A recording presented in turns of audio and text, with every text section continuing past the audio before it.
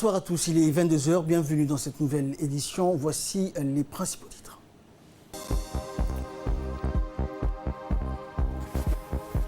Le président de la République a présidé ce matin les travaux de la 22e séance du Conseil des ministres.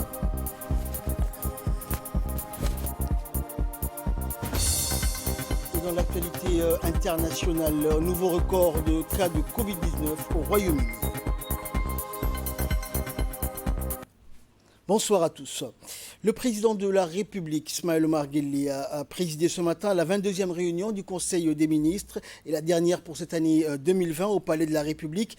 4 questions étaient à l'ordre du jour, des questions qui ont été examinées et adoptées suivant le compte rendu de cette séance avec le porte-parole du gouvernement.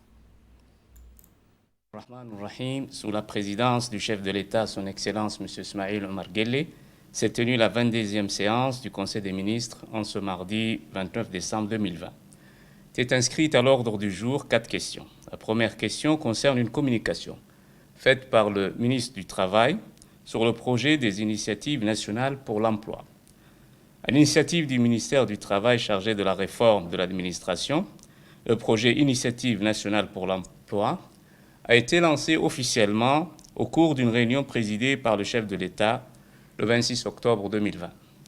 Cette initiative, fer de lance de toutes les mesures gouvernementales en faveur de la création d'emplois, est destinée à faire bouger la perception collective du chômage par nos concitoyens. Elle met en lumière les efforts de tous les acteurs de l'emploi, de la formation professionnelle, de l'entrepreneuriat pour valoriser et mettre en synergie les actions de chacun pour atteindre le plein emploi productif et le travail décent à Djibouti. Cette initiative s'inscrit aussi dans une perspective plus large, celle du gouvernement qui fait de la lutte contre le chômage des jeunes une priorité nationale et annonce la prochaine mise en place du programme PAYI, Travail décent de l'Organisation internationale du travail dans notre pays. Ce projet mené en 4 étapes importantes ambitionne de créer des milliers d'emplois pour les jeunes dans les mois à venir.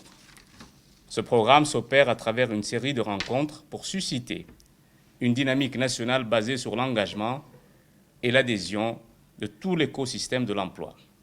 La série de consultations avec les différents acteurs de l'emploi marque la 2e phase du projet pour créer une ferveur nationale, faire appel à la responsabilité citoyenne des entreprises, discuter avec franchise sur les obstacles à l'emploi avec toutes les parties prenantes et se mettre d'accord sur un pacte professionnel. Cette initiative pour l'emploi vise à créer 5 811 emplois avec 2 980 engagements de formation professionnalisante.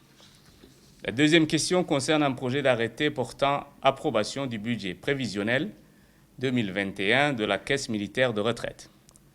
Le budget pour l'exercice 2021 de la CMR s'établit en recettes et en dépenses à 2 293 millions de francs Djibouti. La 3e question est relative à un projet d'arrêté portant approbation du budget prévisionnel pour l'exercice 2021 de l'Agence nationale de la météorologie de Djibouti. Ce budget 2021 de l'Agence nationale de la météo est de 161 millions de francs Djibouti, avec un budget d'investissement de l'ordre de 34 700 000 francs Djibouti. La 4e question concerne un projet d'arrêté portant affectation d'une parcelle de terrain au profit de la société Great Horn Training Center, FZE. Cette parcelle de 5 hectares, 50 000 m², située au PK 23, est destinée à l'implantation du centre de formation professionnelle de la Great Horn Training Center. À l'occasion de l'avènement de la nouvelle année 2021, au nom du gouvernement, j'aimerais vous exprimer à tous et à toutes une bonne et heureuse année 2021 et à notre pays, paix, prospérité et progrès. Dans l'actualité également, ce message de condoléances suite au décès de feu Mohamed Mahmoud Haït survenu jeudi dernier à Djibouti. L'Ogas de Issa, Mustafa Mohamed Ibrahim, présente ses sincères condoléances les plus attristées à la famille et aux proches du défunt, notamment au président de la République et à la première dame. Il prie le Tout-Puissant d'accueillir le défunt en son paradis éternel. Inna lillahi wa inna ilayhi raji'un. Une importante cérémonie de signature de l'accord d'investissement entre Greathorn Investment Holding et China Merchant portant sur le projet de transformation du port historique en quartier d'affaires a eu lieu aujourd'hui par visioconférence. Cette cérémonie a vu la participation du président de l'autorité des ports et des zones franches de Djibouti, Aboubakar Omar Hadi, et de Li Yadong, le directeur général adjoint de China Merchant Group, mais aussi d'autres hauts cadres de l'autorité des ports et de la China Merchant. Ce projet d'un montant total d'investissement de plus de 350 millions de dollars américains fera de Djibouti un centre d'affaires de premier plan où la communauté d'affaires de par le monde se rencontre et échange et va créer à terme plus de 27 000 emplois. Il vient par ailleurs marquer le point culminant de la stratégie de Port Park City, un modèle intégrant des ports performants, des zones franches et des centres d'affaires.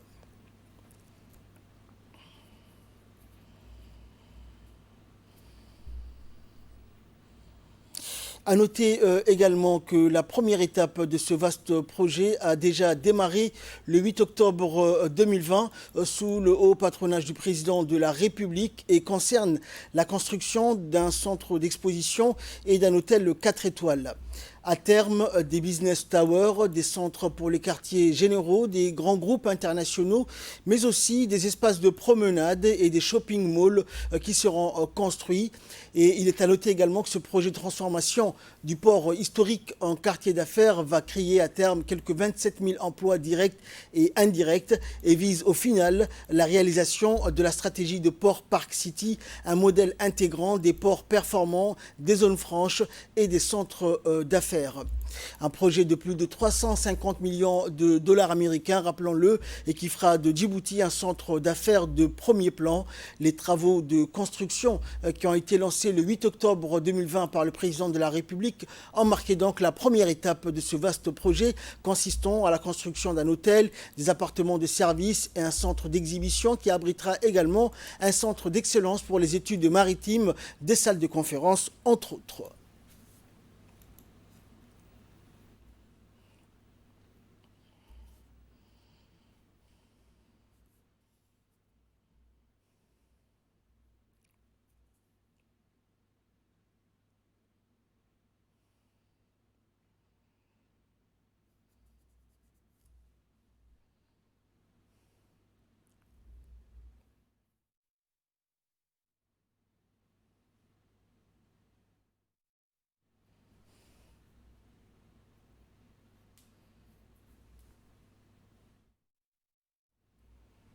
En nouvelle nationale, toujours, le chef de l'État avait lancé en 2011 les jalons d'une nouvelle politique volontariste axée sur l'amélioration des conditions de vie et d'habitat des habitants vivant dans les quartiers précaires dépourvus d'infrastructures de base. C'est donc sous la forme d'un programme national de résorption de l'habitat précaire appelé Programme Zéro Bidonville que voit le jour cette velléité d'une justice sociale du chef de l'État. Ce programme tend entre autres à la pratique d'une justice sociale qui est celle d'offrir aux citoyens de cette nation un logement décent et les mêmes chances d'accès aux services urbains, quelles que soient leurs conditions sociales ou le lieu de résidence. Dans cette optique, le directeur général de l'agence Aroulos a effectué sa deuxième donation au profit de la préfecture de Djibouti, un lot de matériel moyen roulant composé de tractopelles et camions-bennes réceptionnés par le préfet de la ville de Djibouti, Ousmane Bilé, ce matin à Balbala. Cet important don de matériel entre dans le cadre du renforcement des capacités de la préfecture de Djibouti qui participe aux côtés du ministère du Logement et de l'agence Aroulos à la bonne mise en œuvre des activités du programme Zéro Bidonville dans la vision 2035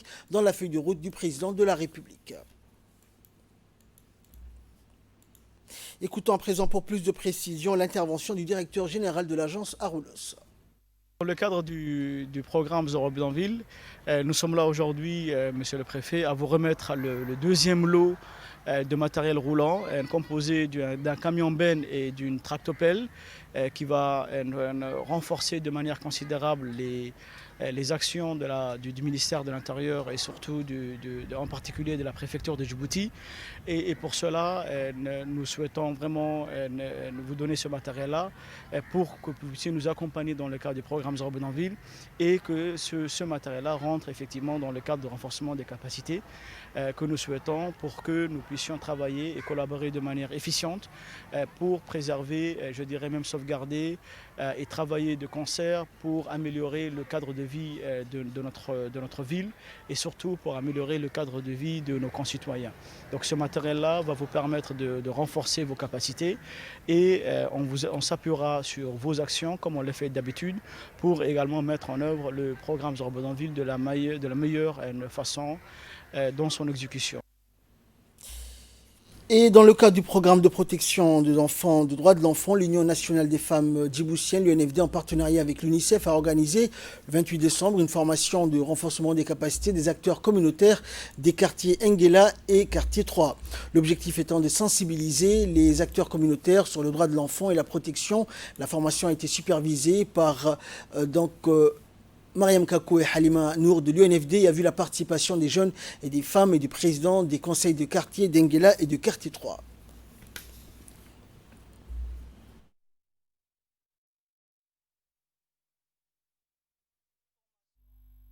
On espère, Inch'Allah, avec l'aide de Dieu, qu'on bénéficie à nos concitoyens aussi.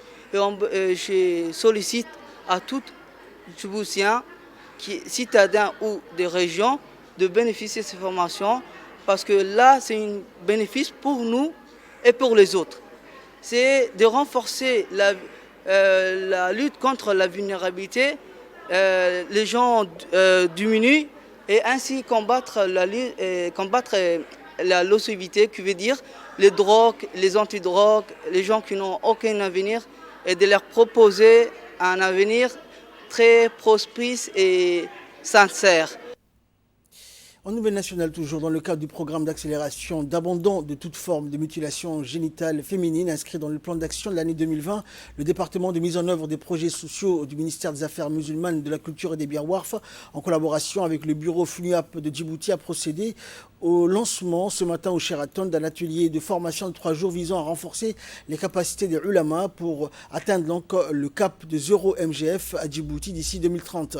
Le dit atelier a permis donc aux leaders religieux participant à cet atelier d'apprendre l'art de communiquer en vue de sensibiliser la population sur la position de la religion musulmane en ce qui concerne les mutilations génitales féminines. Et cette session donc a permis aux participants d'acquérir les connaissances nécessaires dans le domaine de l'éducation et de la sensibilisation de la société, comme les mères de famille et les méfaits également des MGF sur la santé des jeunes filles. C'est lié pour l'identification de 20 nouveaux leaders religieux sur ces projets de l'abandon des mutilations génitales féminines.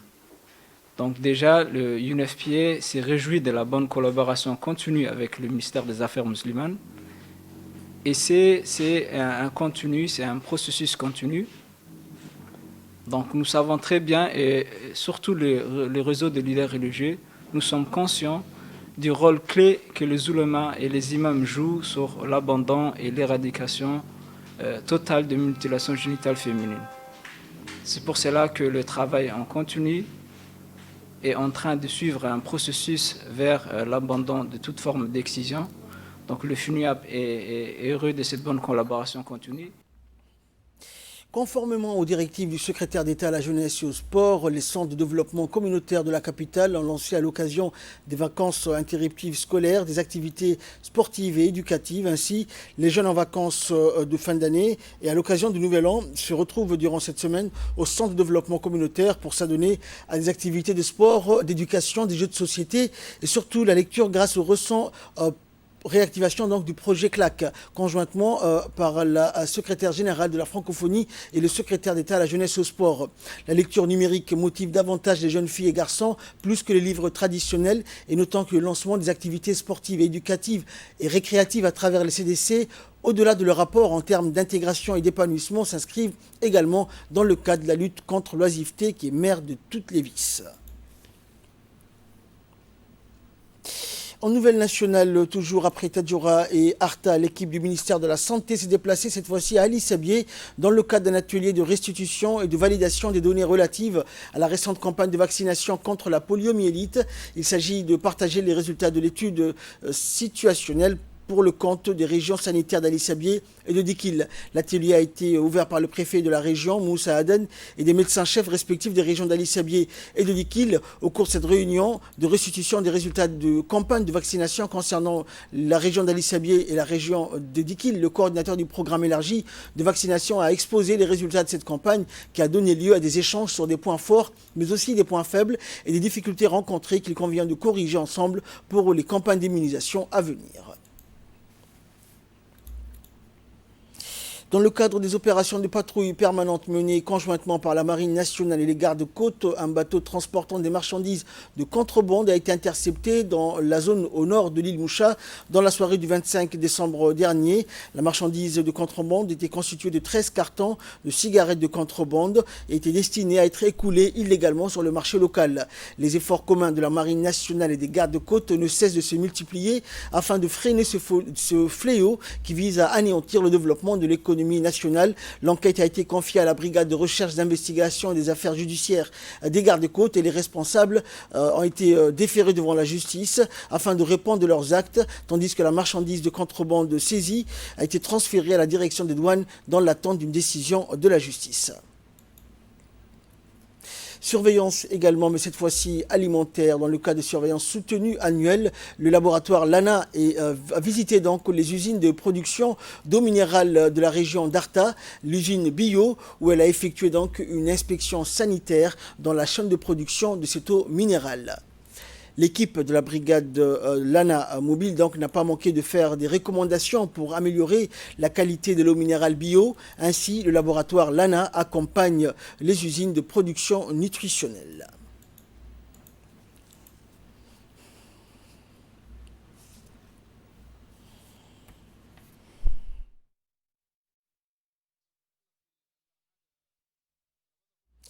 Et enfin, pour clore l'actualité nationale, la lutte contre la contrebande se renforce de jour en jour avec des saisies fréquentes des produits introduits illégalement dans notre pays. Les éléments de la douane de Dikil, sous la direction de Omar Moussa, en collaboration avec les éléments de la police nationale de Dikil, avec l'appui des forces de l'unité d'intervention de la police nationale des péchés de Djibouti, ont arrêté donc dans la matinée du 28 décembre 4 contrebandiers transportant à dos une quantité importante de cannes de contrebande en provenance de l'Éthiopie dans le secteur de Bandara et Gami de la région de Dikil, et plus de 4 colis de cannes de 30 kg chacun, soit 120 kg, ont été saisis et qui étaient transportés donc à Dodom. Arrêtés et immobilisés, la séance de destruction s'est déroulée à la caserne de la police nationale de Dikil et les contrebandiers ont été placés en garde à vue avant d'être présentés au parquet de la justice. Et là, nous passons à l'actualité internationale. Nouvelle restriction en Afrique du Sud concernant le coronavirus. La vente d'alcool est interdite et le port du masque désormais obligatoire partout en Afrique du Sud. C'est ce qu'a annoncé hier soir le président Ramaphosa, alors que le pays vient de dépasser le million de cas de contamination au coronavirus. Le couvre-feu est également élargi, débutant à 21h au lieu de 23h. Jusqu'à 6h du matin, personne ne sera autorisé à être en dehors de son domicile, sauf les personnels de santé, et pendant ces heures de la nuit, a précisé le président Ramaphosa lors d'un discours télévisé au temps solennel. Bars et restaurants ne fermeront pas complètement. Le président a insisté sur la nécessité de préserver autant que possible une économie déjà très fragilisée lors de la première vague, mais ces commerces vivront des soirées écourtées, mettant clients et personnel dehors dès 20h afin de respecter le nouvel horaire de couvre-feu. La vitesse de contamination est particulièrement alarmante, a insisté le président, dénonçant un manque extrême de vigilance parmi les habitants, les Sud-Africains, et pendant les fêtes surtout. Et l'Afrique du Sud est devenue dimanche donc le premier pays africain à dépasser le million de contaminations, alors qu'une variante plus transmissible du coronavirus est responsable d'une grande majorité de nouveaux cas. Le pays de près de 59 millions d'habitants a officiellement comptabilisé 1 400 000 cas positifs et 26 700 décès. Et toujours concernant le coronavirus, record de nouveaux cas au Royaume-Uni, le reste de l'Europe se prépare. Le Royaume-Uni a enregistré donc hier 41 000 nouveaux cas de Covid-19 en une seule journée, un record depuis le début de la pandémie. Il y a désormais dans les hôpitaux plus de personnes hospitalisées qu'au pic de la première vague. En Espagne par exemple, la situation n'est pas plus réjouissante. La barre des 50 000 décès a été franchie hier et les chiffres sont sans doute sous-estimés.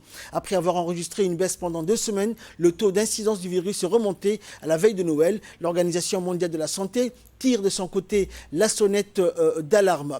Et le directeur général Ghebreyesus a indiqué donc que des précautions seront prises. Après l'Allemagne, la Hongrie et la Slovaquie samedi, l'Espagne et l'Italie et la France dimanche, la Belgique et le Luxembourg ont également commencé à vacciner. Les autorités veulent serrer la vis jusqu'en Suède alors qu'ils menaient jusque-là une politique plutôt laxiste. Le gouvernement suédois a présenté hier un projet de loi qui le dote temporairement de nouveaux pouvoirs qui lui permettraient à partir du mois de janvier de décider la fermeture des centres commerciaux, grands magasins ou des transports publics si nécessaire.